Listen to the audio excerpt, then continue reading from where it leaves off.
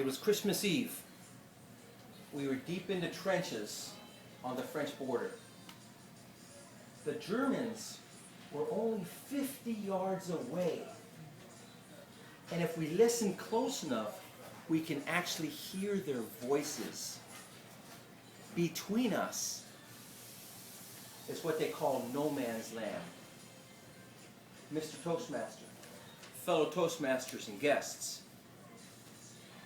due to the holiday spirit, there was little shelling going on that day, just a little rifle fire in the distance. And as the darkness came, it was the first time in months there was actually total silence. My friend John came up to me, he said, "Steve, come here, look at this. What's that?" I grabbed my rifle real quick and I started easing up over the top of the sandbags. And there was Christmas lights as far as the eyes can see. He said, "What is it?" I said, "I think it's Christmas trees. They're everywhere." It was beautiful. And all of a sudden, we heard, "Heilig Nacht, Heilig Nacht." And at the end of their song, our guys started applauding for them. Can you imagine? British soldiers applauding Germans? And one of our guys started his own song. "The first Noel, the angels did say."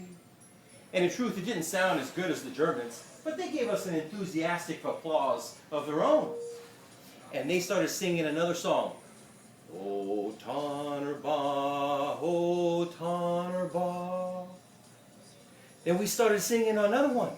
"O come, all ye faithful." Then they joined in. "Joyful and triumphant."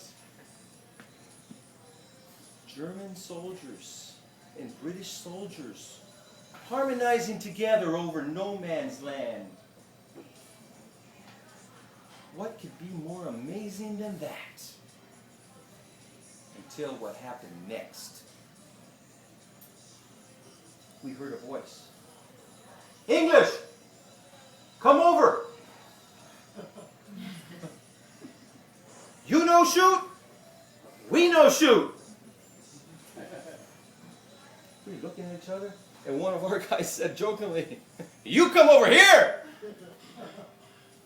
And all of a sudden, out of the distance, a couple guys started getting up out of the trench. And they were standing in the middle of no man's land, unprotected. And they said, "Send one of your officers over to talk." So we grabbed our rifles, we were all getting ready, and Captain said, "Hold your fire." He walks out. They were talking for a few minutes, and he comes back with a cigar in his mouth. And he said, "We've agreed there'll be no shooting until tomorrow after midnight." All of a sudden, a couple guys got up out of the trench, a couple more guys, and within minutes, there was hundreds of men standing in the middle of no man's land. It was unbelievable. We were actually shaking hands with the men we were trying to kill just hours earlier. We were trading buttons for ribbons, coffee for tea, cigarettes for cigars. One of these guys in our troop, he got one of those famous German helmets with the spikes on it. You know, he was excited. I was talking with this one guy. His name was Oatfried. He said, "I worked at the famous Cecil restaurant in London before the war." I said, "It's one of my favorite restaurants. I go there all the time." He said, "Perhaps I've waited on you." I said, "Perhaps you have." This other guy, Oatfried, he said he worked at this train station, and his wife or his girlfriend is still there. He was planning on getting married to her before the war.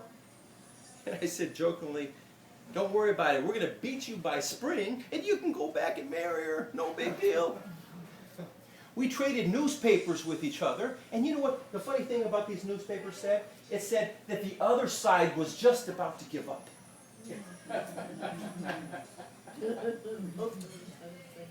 I wonder what other lies they're saying about us.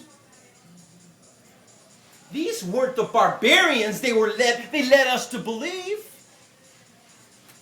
These were men just like us. They had families and homes and hopes, and dreams and fears, love of their country. They were men just like us.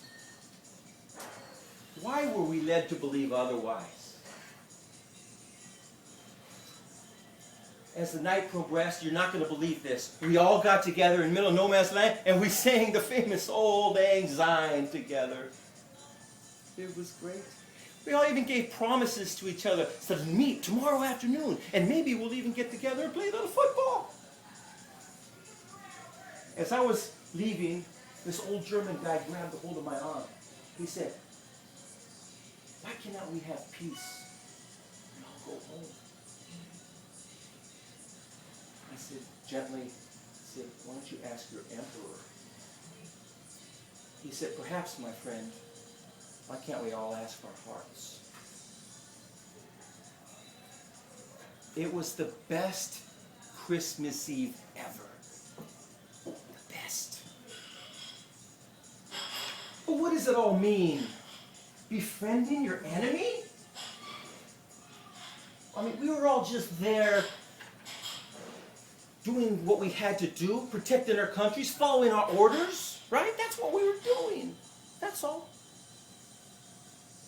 But what if we just imagine for a second, just imagine, what if all the countries of the world would get together and think of what's happening here in the spirit of this evening, of a Christmas truce, and take this meaning and do something with it. I know we all have disputes. All countries have disputes.